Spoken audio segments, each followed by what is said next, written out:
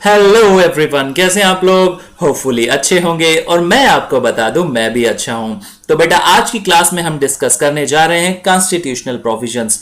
क्या जरूरत थी कॉन्स्टिट्यूशन में अमेंडमेंट करने की, या कौन से ऐसे प्रोविजन थे जिनमें अमेंड किया गया या लाए गए जीएसटी लाने के लिए। उसके बाद हम समझेंगे बेटा कंसेप्ट ऑफ सप्लाई, जो कि बहुत ही इंपॉर्टेंट टॉपिक है। जीएसटी एक्ट को समझने के लिए सप्लाई का कंसेप्ट समझना बहुत जरूरी है। यानी जीएसटी लॉ अगर हमें अच्छे से समझना है, उस पर अगर पकड़ बनानी है, तो बेटा सप्लाई को अच्छे से समझना होगा। चलिए शुरू करते हैं।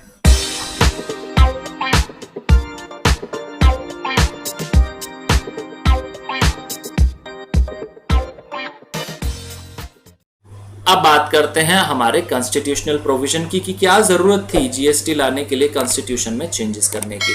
तो जैसे कि बेटा हमारे इंडिया में है, हमारे यहाँ 3 टायर फेडरल स्ट्रक्चर है। यानी 3 टायर फेडरल स्ट्रक्चर का मतलब हुआ कि एक होती है हमारी यूनियन गवर्नमेंट, जिसे हम सेंट्रल गवर्नमेंट भी बोलते हैं, दूसरी होती है हमारी स्टेट गवर्नमेंट और तीसरी होती है हमारी लोकल गवर्नमेंट। तो लोकल गवर्नमेंट में क्या आता है बेटा, लोकल गवर्नमेंट में आता है जैसे हमारे नगर निगम हो गए, या नगर पालिका हो गई, या म्युनिसिपल काउंसिल हो गए, या नगर पंचायत है, या टाउन एरिया है। तो कॉन्स्टिट्यूशन बेटा पावर देता है गवर्नमेंट को टैक्स लेवी करने की और कलेक्ट करने की।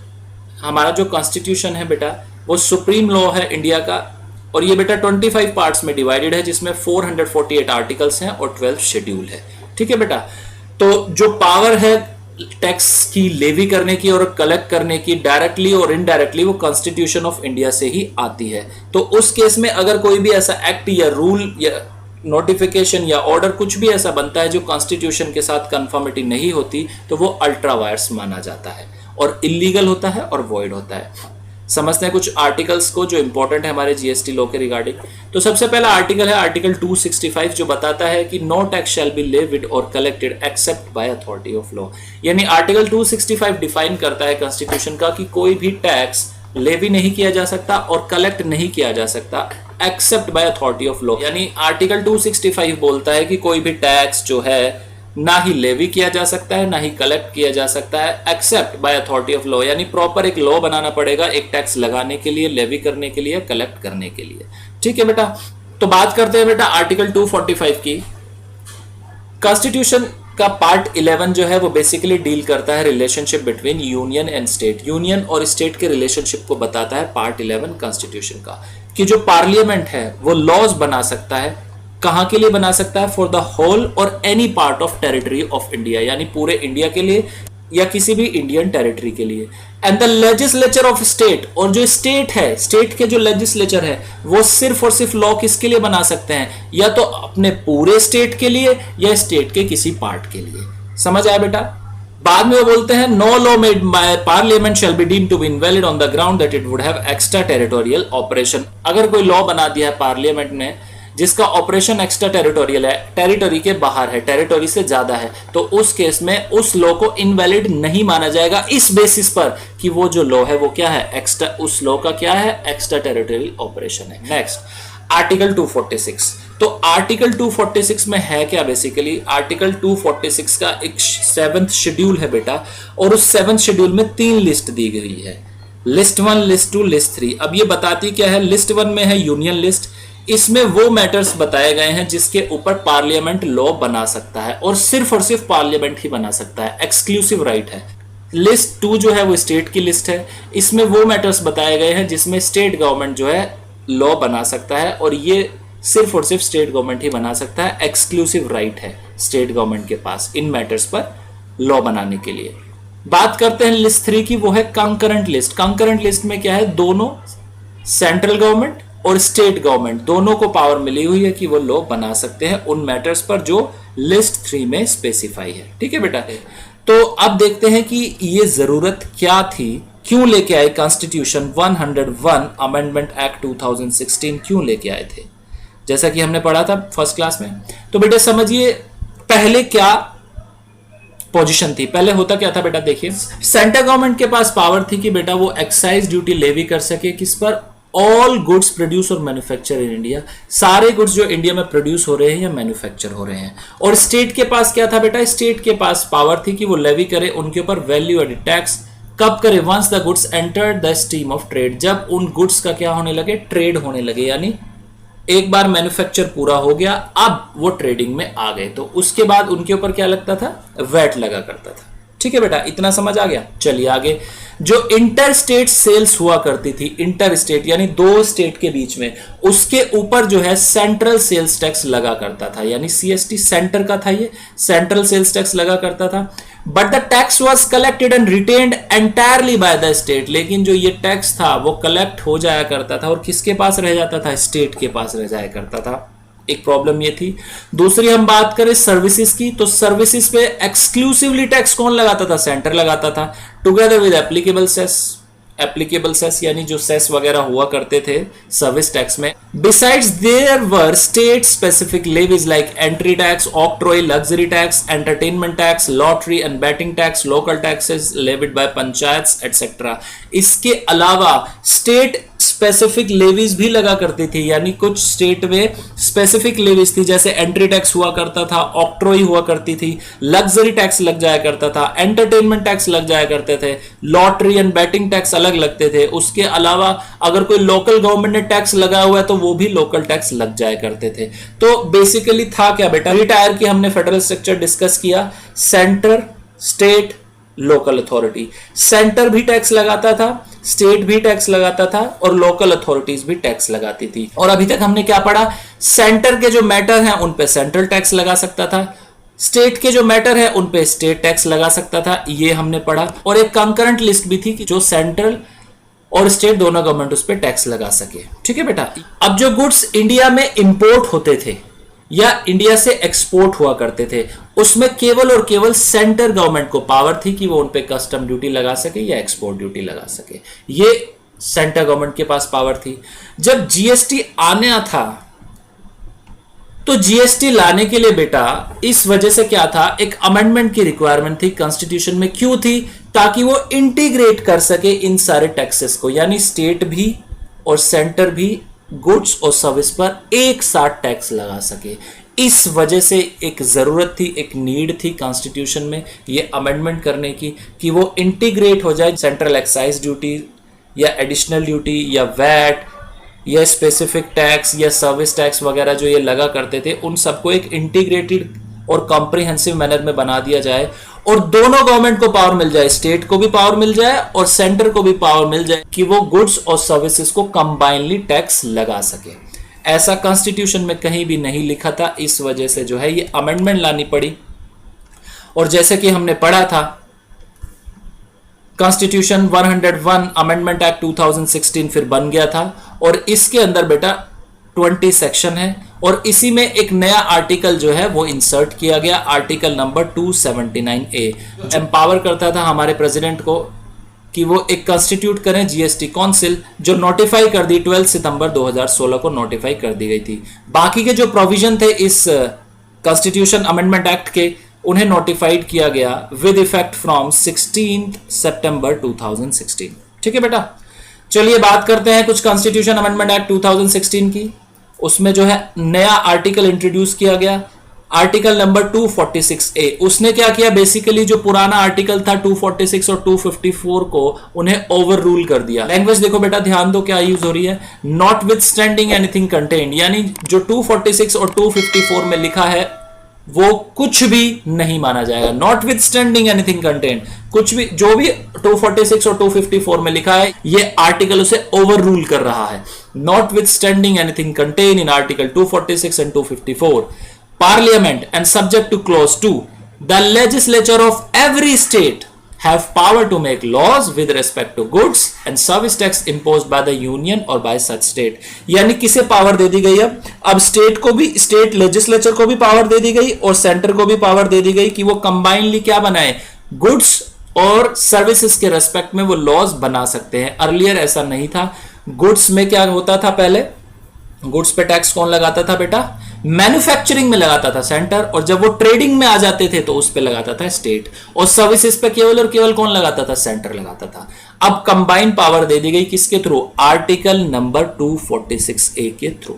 ठीक है बेटा, नेक्स्ट वो बोलते हैं parliament has exclusive power to make laws with respect to goods and service tax where supply of goods or of services or both take takes place in the course of inter state trade और commerce. लेकिन यहां पर एक बात ध्यान देने वाली है, यहां पर अभी भी पार्लियामेंट को एक्सक्लूसिव पावर दी हुई है। किस केस में? इंटर स्टेट के केस में। जब इंटर स्टेट सप्लाई हो रही है, इंटर स्टेट सप्लाई किसकी हो रही है? गुड्स और सर्विसेज की। तो उसमें केवल और केवल कौन, किसके पास एक्सक्लूसिव पावर है? वो है पार्लियामेंट के पास।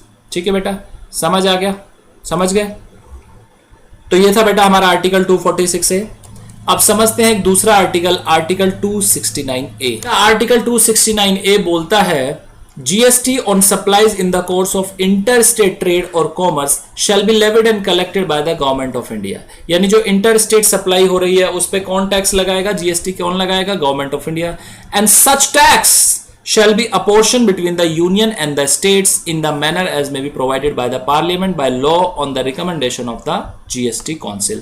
और वो जो टैक्स है वो अपोर्शन होगा किसके बीच में? यूनियन और स्टेट के बीच में। यानी उस टैक्स का बंटवारा किया जाएगा यूनियन गवर्नमेंट के बीच में और स्टेट गवर्नमेंट के बीच में। कैसे किया जाएगा वो जो है उसके लिए बताया गया कि उसके लिए लॉ बनेगा on the recommendation of GST council. तो आर्टिकल 269 ए ने क्या बोला? आर्टिकल 269 ए ने बताया कि जो है इंटर स्टेट ट्रेड होगी, इंटर स्टेट ट्रेड होगा जब भी, इस केस में जीएसटी जो है लेवी किया जाएगा और कलेक्टेड किया जाएगा किसके थ्रू? गवर्नमेंट ऑफ इंडिया के थ्रू।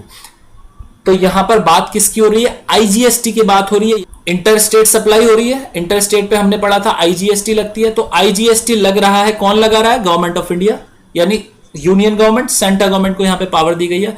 और उसके बाद क्या किया इन्होंने? Such tax shall be apportioned between the union and the state in the manner as may be provided by the parliament by law on the recommendation of the goods and service tax council। और वो जो tax आएगा उसका बंटवारा होगा state government और central government के बीच में। ये बताएगा एक लॉ जो बनेगा किसकी रिकमेंडेशन पर? जीएसटी काउंसिल की रिकमेंडेशन पर। ठीक है, और वो लॉ कौन सा बना हुआ है बेटा? वो बना हुआ IGST. Next, in addition to above, अब जो ऊपर लिखा हुआ है उसके अलावा, import of goods or services or both into India will also be deemed to be supply of goods and or services in the course of interstate trade or commerce। यानी जो importation हो रहा है किसका हो रहा है? गुड्स का या सर्विसेज का, वो क्या मान लिया जाएगा? Interstate supply. यानी इंटरस्टेट सप्लाई का मतलब है यानी आईजीएसटी उसके ऊपर लगेगा। ये बात आर्टिकल 269 ए बता रहा है। ठीक है बेटे, इंटरस्टेट सप्लाई के बारे में ये बताता है। नेक्स्ट उन्होंने बोला इसका मतलब ये हुआ कि सेंट्रल गवर्नमेंट को पावर मिल गई है to levy IGST on the import transaction which will earlier subject to countervailing duty under the custom tariff act 1975। यानी सेंट्रल गवर्नमेंट को पावर मिली कि वो आईजीएसटी लगा सके किसके ऊपर? इंपोर्ट ट्रांजैक्शन के ऊपर, जो पहले जिनके ऊपर क्या लगा करता था? जिनके ऊपर लगती थी countervailing duty under customs tariff act. ठीक है, समझ आ गया बेटा? यानी अब क्या लगेगा? इंपोर्ट ट्रांजैक्शन पर अब क्या लगेगा? आईजीएसटी लगेगा। इंटर स्टेट ट्रांजैक्शन पर क्या लगेगा? आईजीएसटी लगेगा। ये बात कहां लिखी हुई है? ये बात लिखी हुई है आर्टिकल 269 ए में। ठीक है बेटे, समझ गए? Next, where an amount collected as IGST has been used for payment of SGST or vice versa, यानी जहां पर आईजीएसटी की अमाउंट कलेक्ट की गई है या उसे यूज किया गया है पेमेंट एसजीएसटी की पेमेंट करने के लिए, या वाइस वर्सा, यानी एसजीएसटी की पेमेंट यूज कर रहे हैं आईजीएसटी को पे करने के लिए, तो उस केस में such amount shall not form part of consolidated fund of India। This is to facilitate transfer of funds between the center and state। वो अमाउंट क्या होगी? वो amount consolidated fund of India का पार्ट नहीं बनेगी। ये केवल किस लिए किया जा रहा है? ये केवल इसलिए किया जा रहा है कि जो एक्सपोर्टिंग स्टेट है उसका रेवेन्यू इंपोर्टिंग स्टेट को चला जाए। वो जो अमाउंट कलेक्ट हुई है वो सेंट्रल गवर्नमेंट अपने पास नहीं रख सकती। ये भी स्पेसिफिकली मेंशन कर दिया गया। ठीक है बेटा, समझ आ गया? Next, Parliament is empowered to formulate the principle regarding place of supply and when supply of goods or of services or both occurs in interstate trade or commerce। इस प्रोविजन में क्या बताते हैं बेटा? इस प्रोविजन में उन्होंने बताया कि पार्लियामेंट के पास पावर है, क्या पावर है? कि वो place of supply of goods और सर्विसेज जो इंटरस्टेट ट्रेड में हो रही है उसके लिए प्रिंसिपल डिफाइन करे। जब हम पढ़ेंगे बेटा प्लेस ऑफ सप्लाई चैप्टर तो वहां पर ये चीजें हम डिटेल में पढ़ लेंगे। ठीक है बेटा, समझ गए? नेक्स्ट आते हैं। नेक्स्ट, नेक्स्ट वो बात करता है definition of goods and service tax and services state incorporated under article 366। तो देखिए बेटा, आर्टिकल 366 ने कुछ डेफिनेशंस दी है, उनके बारे में बात चल रही है। सबसे पहले उन्होंने बताया कि जीएसटी का मतलब क्या है। Goods and service tax means, ये आर्टिकल 366 डिफाइन करता है इसे, ठीक है बेटा। Goods and services tax means any tax on supply of goods और सर्विसेज और बोथ। वो टैक्स जो किस पर लग रहा है, सप्लाई पर लग रहा है, गुड्स और सर्विसेज या बोथ। गुड्स पर, गुड्स की सप्लाई पर या सर्विसेज की सप्लाई पर या दोनों की सप्लाई पर। सप्लाई क्या होती है बेटा, उसे हम नेक्स्ट क्लास में डिटेल में पढ़ेंगे। तो जीएसटी एक ऐसा टैक्स है जो सप्लाई पर लगता है, गुड्स और सर्विसेज की या दोनों की, एक्सेप्ट किसे छोड़ के, taxes on the supply of alcoholic liquor for human consumption. जो सप्लाई हो रही है अल्कोहलिक लिकर की ह्यूमन कंजम्पशन वाले, उसकी सप्लाई पर जीएसटी नहीं लगेगा, ठीक है बेटा। चलिए नेक्स्ट क्या बोलता है, सर्विसेज। सर्विसेज का मतलब क्या है, एनीथिंग अदर देन गुड्स। ये डिफाइन किया है आर्टिकल 366 ने। सर्विसेज का मतलब है एनीथिंग अदर देन गुड्स। जब हम पढ़ेंगे चैप्टर अगला सप्लाई, तो उस केस में गुड्स की डेफिनेशन हम पढ़ेंगे। स्टेट की डेफिनेशन फिर उन्होंने दी है with reference to article 246A, 266(8), 269, 269A and article 279A includes a union territory and legislature. उसका मतलब होता है कि जो आर्टिकल 246A, 268, 269, 269A और आर्टिकल 279A में है स्टेट वर्ड, उसके रेफरेंस में उन्होंने बताया कि स्टेट का मतलब वहां पर है यूनियन टेरिटरी और legislature. Definition of goods, goods की definition, The goods has already been defined under clause 12 of article 366। जो 12 है क्लॉज आर्टिकल 366 का, उसमें गुड्स को ऑलरेडी डिफाइन किया गया है और इंक्लूसिव मैनर में बताया गया है। क्या बताया गया है, goods includes all material commodities and articles. यानी गुड्स में क्या क्या इंक्लूड होते हैं, सभी materials, commodities and articles. GST council, अब बात कर लेते हैं जीएसटी काउंसिल की। तो आर्टिकल 279A ने एम्पावर किया था प्रेसिडेंट ऑफ इंडिया को कि वो क्या करे, एक जीएसटी काउंसिल फॉर्म करें, ठीक है बेटा। तो अब ये जीएसटी काउंसिल है क्या, कैसे काम करती है, समझते हैं। जीएसटी काउंसिल के जो प्रोविजन आए थे वो बेटा आए थे 12 सितंबर 2016 को ये प्रोविजन आए थे। और जो प्रेसिडेंट है हमारे इंडिया के, उन्होंने जीएसटी काउंसिल को 15 सितंबर 2016 में कंस्टिट्यूट कर दिया था। यानी 3 दिनों के अंदर अंदर ही जीएसटी काउंसिल बन गई थी जब इसके प्रोविजन आए थे। तो बेटा जो जीएसटी काउंसिल है उसमें जो हमारे यूनियन फाइनेंस मिनिस्टर होते हैं वो चेयरमैन होते हैं उस काउंसिल के, ठीक है। और minister in charge of finance or taxation or any other minister nominated by each of the state and UTs with legislature or its member. और बेटा जो मिनिस्टर होते हैं या तो फाइनेंस के या टैक्सेशन के या अदर मिनिस्ट्री के, जो भी नॉमिनेट करता है state, or UT with legislature or its member.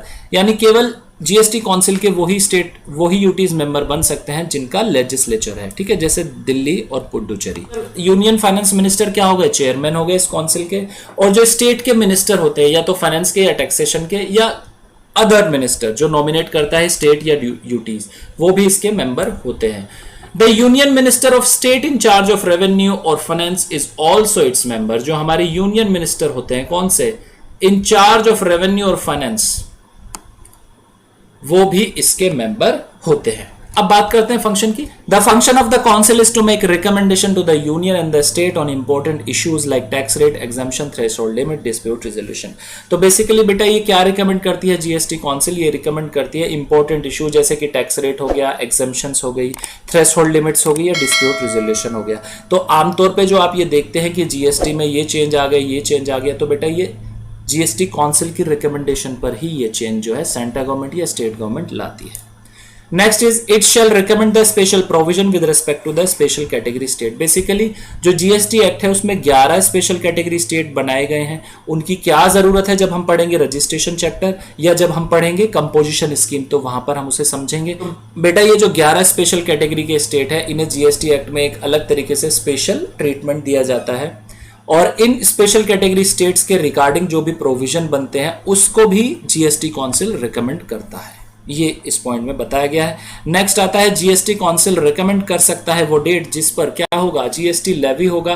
किन पर, petroleum crude, high speed diesel, motor spirit, natural gas and aviation turbine fuel. Petroleum crude, high speed diesel, motor spirit, natural gas और aviation turbine fuel पर अभी तक GST applicable नहीं होता, but ये GST के पर्व्यू में है।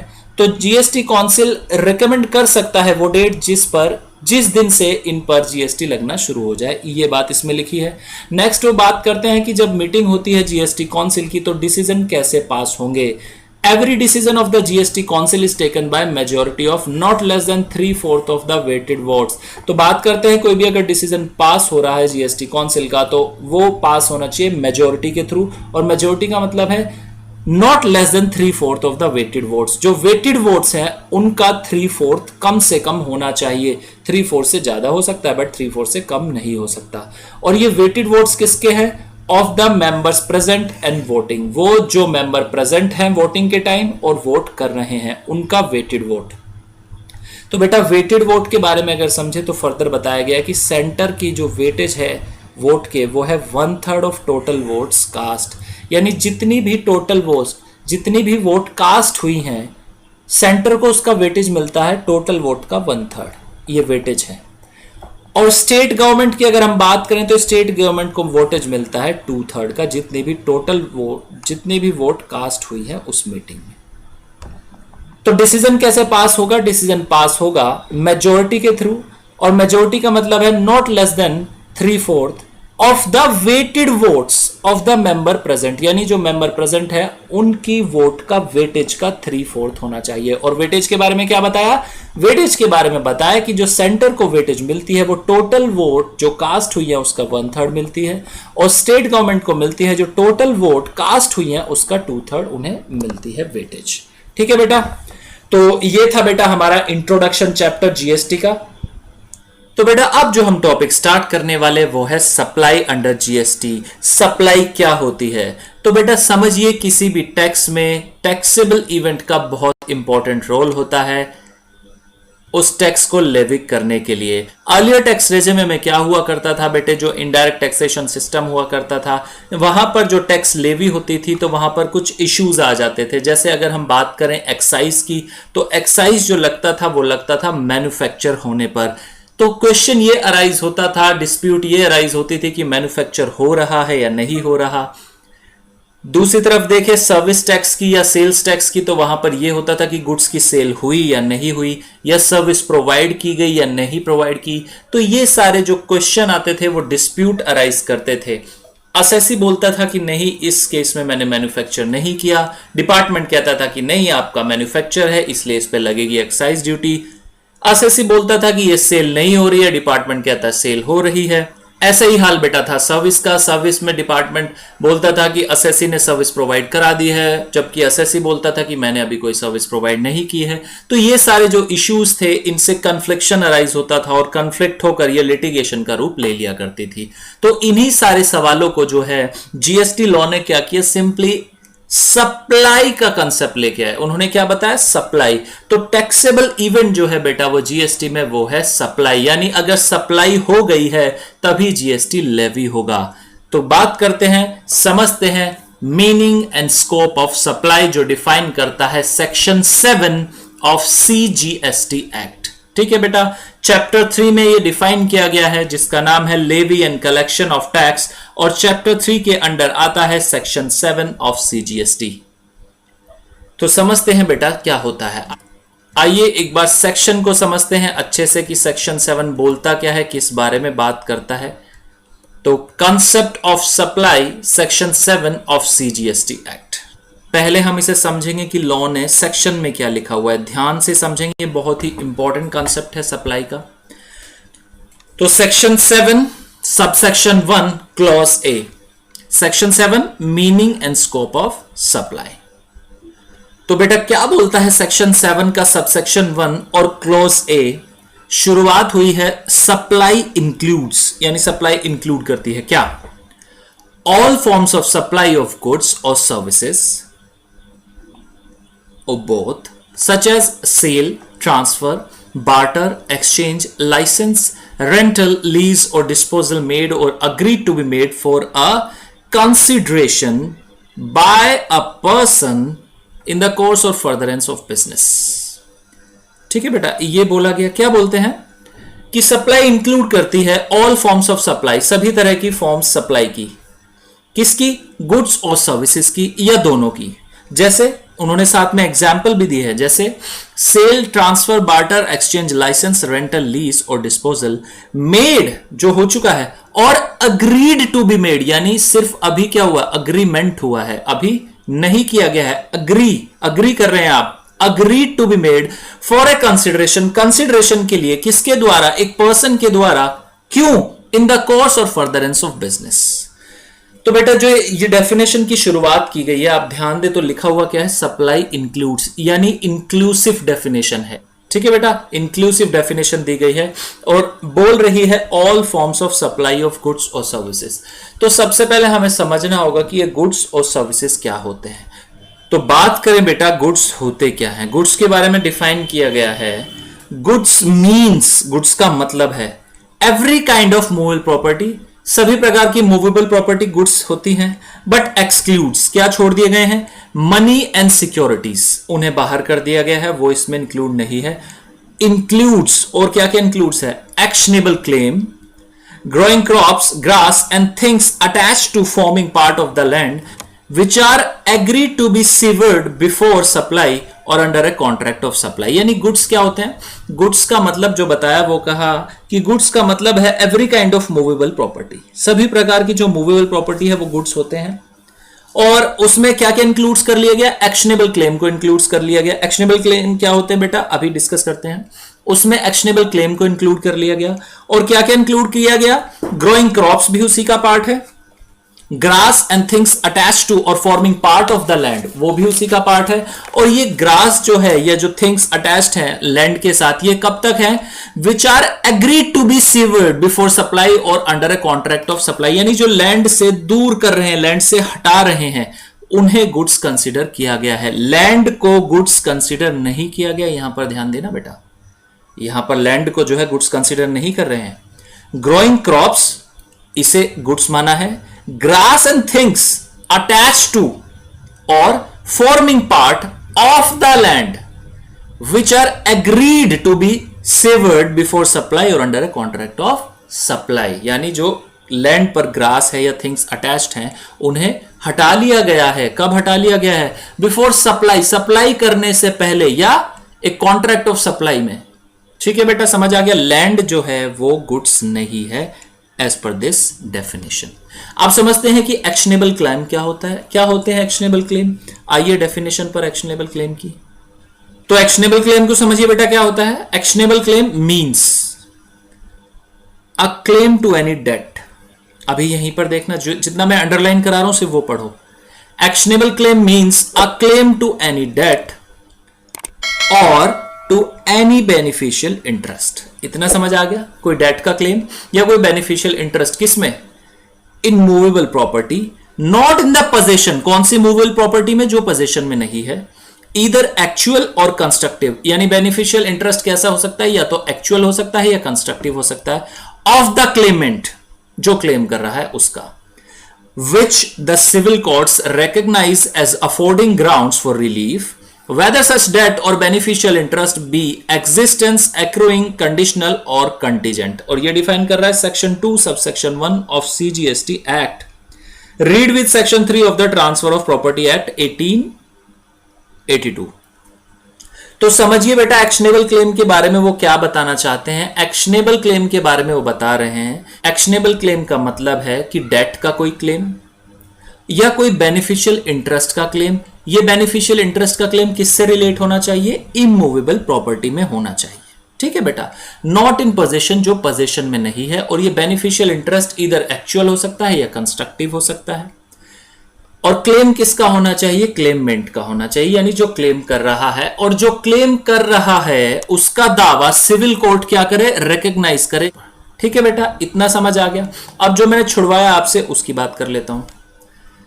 Actionable claim means a claim to any debt, यानी एक्शनेबल क्लेम का मतलब हुआ claim to any debt other than, किसे छोड़ने की बात की जा रही है, a debt secured by mortgage of immovable property और बाय द हाइपोथिकेशन और प्लेज ऑफ मूवेबल प्रॉपर्टी। यानी ये जो है वो एक्शनेबल क्लेम नहीं माने जाएंगे। कौन से नहीं माने जाएंगे, वो डेट जो सिक्योर्ड है किसी इमूवेबल प्रॉपर्टी के मोर्टगेज पर, या कोई मूवेबल प्रॉपर्टी का क्या कर लिया है, हाइपोथिकेशन या प्लेज कर लिया है। तो वो वाले जो क्लेम हैं वो एक्शनेबल क्लेम नहीं माने जाएंगे। समझ आ गया बेटा? इसका एग्जाम्पल लेते हैं। तो देखिए बेटा, एग्जाम्पल लेते हैं। ए एक पर्सन है और उसने बी को क्या किया, बी को जो है 1,00,000 रुपए उधार दिए हैं। ठीक है बेटा, ए लेंड्स बी ₹1,00,000 और ये जो अमाउंट दी है ए ने बी को, ये है विदाउट सिक्योरिटी, यानी कोई भी सिक्योरिटी उसने बी से नहीं ली है जब 1,00,000 रुपए उसे दिए हैं। तो बेटा ये जो ए ने बी को 1,00,000 रुपए दिए हैं, ये क्या होता है, ये है एक्शनेबल क्लेम। इनकेस बी अगर फेल हो जाता है, पैसे नहीं देता, तो ए क्या करेगा, उस पर मुकदमा कर सकता है और एक्शन ले सकता है अपने क्लेम के अगेंस्ट। लेकिन अगर बात करते हैं इसी एग्जाम्पल की, समझिए, ए जो है बी को 1,00,000 रुपए देता है, लेकिन सिक्योरिटी के लिए क्या ले लेता है, सिक्योरिटी के लिए बी की हाउस प्रॉपर्टी ले लेता है। हाउस प्रॉपर्टी गिरवी रखवा लेता है, यानी मॉर्टगेज करवा लेता है, और मॉर्टगेज करवाने वाली जो हाउस प्रॉपर्टी है उसकी वैल्यू है 10,00,000। तो इस केस में बेटा ये जो है वो एक्शनेबल क्लेम नहीं होगा, क्योंकि स्पेसिफिकली उसमें मना किया गया है। और दूसरी बात, अगर तुम देखो लॉजिक क्या है मना करने का, कि जो हाउस प्रॉपर्टी है उसकी वैल्यू कितनी है, 10,00,000 है, और जो लोन दिया था वो है 1,00,000। तो ऑब्वियसली इस केस में ए कोर्ट जाएगा ही नहीं। ऐसा नहीं है कि वो जा नहीं सकता, बट वो जाएगा ही नहीं, क्योंकि उसके पास जो मॉर्टगेज अमाउंट है वो ज्यादा है जितनी अमाउंट उसने बी को लैंड की है। ठीक है बेटा, समझ आ गया? फर्स्ट केस में सिर्फ इतना था कि अ क्लेम्स टू एनी डेट। अब थर्ड एग्जांपल की बात करते हैं बेटा। समझिए, अब होता क्या है, ए के पास एक हाउस प्रॉपर्टी है और बी को उसने क्या कर दी, रेंट पर दे दी।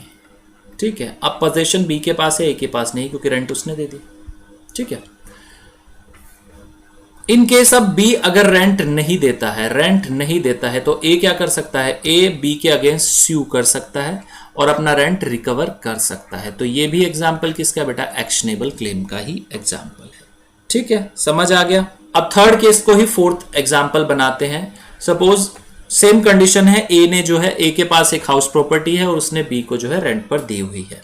इस केस में बी लगातार जो है रेंट उसे दे रहा है ए को। अभी बी ने कोई डिफॉल्ट नहीं किया, लेकिन क्या होता है, कुछ दिनों बाद बी के पास एक हैंडसम अमाउंट उसे रिसीव होती है और उसके पास इतनी अमाउंट आ जाती है कि वो जो ए की हाउस प्रॉपर्टी है उसे खरीद सके। तो बी जो है वो ए से बात करता है कि आप मुझे जो है ये अपनी हाउस प्रॉपर्टी है, आप इसे मुझे प्लीज सेल कर दीजिए। और ए को भी लगता है कि ठीक है, जो ऑफर मिल रहा है अच्छा मिल रहा है, और वो एक्सेप्ट कर लेता है और बी से बोलता है कि ठीक है मैं आपको सेल कर दूंगा। जो भी उनकी अमाउंट डिस्कस हुई थी उस अमाउंट पे वो कर लेते हैं कि ठीक है सेल हो जाएगी। बी कहता है ठीक है 10,000 रुपीज आज आप अपने पास रख लीजिए, ये क्या है, अर्नेस्ट मनी, यानी बी ने क्या दी उसे, अर्नेस्ट मनी, टोकन मनी भी बोला जाता है, और कल सुबह मैं आकर एग्रीमेंट बना लूंगा। तो इस केस में कल सुबह बी जो है ए के घर पहुंचते हैं और ए रिफ्यूज कर देते कि नहीं अब मुझे अपना सेल नहीं करनी हाउस प्रॉपर्टी। तो इस केस में बी क्या कर सकते हैं, उस क्लेम के अगेंस्ट एक्शन ले सकते हैं। तो ये भी क्या है, ये भी एक एग्जांपल है एक्शनेबल क्लेम का। ठीक है बेटा, समझ आ गया एक्शनेबल क्लेम क्या होता है। आइए दोबारा टॉपिक पे चलते हैं अपने। तो बेटा गुड्स में अभी तक हमने क्या समझा, गुड्स का मतलब होता है every kind of movable property, और एक्सक्लूड होता है गुड्स की डेफिनेशन में मनी और सिक्योरिटीज, ये गुड्स में नहीं आते। इंक्लूड्स क्या होते हैं, एक्शनेबल क्लेम्स और growing crops, grass and things attached to और forming part of the land which are agreed to be severed before supply और under a contract of supply. तो ये थे हमारे गुड्स बेटा। अब बात करते हैं सर्विस की, कि सर्विस क्या होती है। सर्विस की डेफिनेशन क्या बोलती है, service means anything other than goods, यानी जो गुड्स नहीं है वो सर्विस है, बट इसमें भी इंक्लूड्स और एक्सक्लूड्स है। एक्सक्लूड क्या, मनी एंड सिक्योरिटीज को बाहर कर दिया गया। मनी एंड सिक्योरिटीज सर्विस में भी नहीं आते और गुड्स में भी नहीं आते, लेकिन क्या आता है फिर, इंक्लूड्स एक्टिविटीज। ध्यान देना बेटा, activities relating to use of money, वो एक्टिविटीज जो रिलेट करती है यूज ऑफ मनी, और conversion of money by cash by any other mode from one form or currency denomination to another for which a separate consideration is charged। या वो ये कह रहे हैं कि सपोज एक पर्सन है जो आए हैं इंग्लैंड से इंडिया में, उनके पास क्या है, पाउंड है, GB pound, great Britain pound बोला जाता है। तो उनके पास है पाउंड्स। अब वो क्या करते हैं, उन पाउंड्स को इंडिया में आए हैं तो रुपये में कन्वर्ट कराना पड़ेगा, ऑब्वियसली कराना पड़ेगा।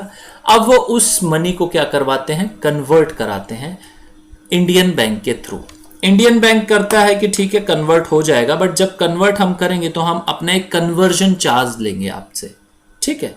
तो ये जो कन्वर्जन चार्ज लिया जा रहा है उस फॉरेनर से, उस कन्वर्जन चार्ज को क्या मान लिया गया है, सर्विस मान लिया गया। देखो बेटा ध्यान दो, activities relating to conversion of money by use by cash by any other mode from one form to another for which a separate consideration is charged. Activities relating to use of money, money का use हो रहा है, उससे related activities, या conversion हो रहा है money का, या तो cash में या किसी other form में, या एक form से दूसरी form में, या एक currency से दूसरी form में, या denomination for which there is a separate consideration, जिसके लिए एक separate consideration already charge की गई है। तो ये क्या हो जाता है, सर्विस का पार्ट मान लिया जाता है, ठीक है बेटा। तो बेटा ये थे हमारे गुड्स एंड सर्विसेज। आइए दोबारा आते हैं अपनी डेफिनेशन पर। सेक्शन 7 सबसेक्शन 1 क्लोज ए जो डिफाइन करता है कि सप्लाई क्या होती है, ठीक है बेटा। आइए, अभी तक हमने पढ़ा सेक्शन 7 सबसेक्शन 1 क्लोज ए क्या बोलता है सप्लाई को। Supply includes all forms of supply of goods और सर्विसेज और बोथ। इतनी हमने लाइन समझ ली कि ऑल फॉर्म्स ऑफ सप्लाई, सभी फॉर्म्स हो सप्लाई की, गुड्स और सर्विसेज की। गुड्स क्या होते हैं, सर्विस क्या होती है, समझ आ गया। Such as sale, transfer, barter, exchange, licence, rental, lease और डिस्पोजल, मेड और एग्रीड टू बी मेड। तो ये थे बेटे हमारी आज की क्लास। अब आप करिए रिवीजन, और इन केस अगर आपको आती है कोई प्रॉब्लम तो आप हमें कमेंट सेक्शन में लिख सकते हैं या व्हाट्सएप कर सकते हैं। हमारा व्हाट्सएप नंबर है 8287377353। तो मिलते हैं नेक्स्ट क्लास में।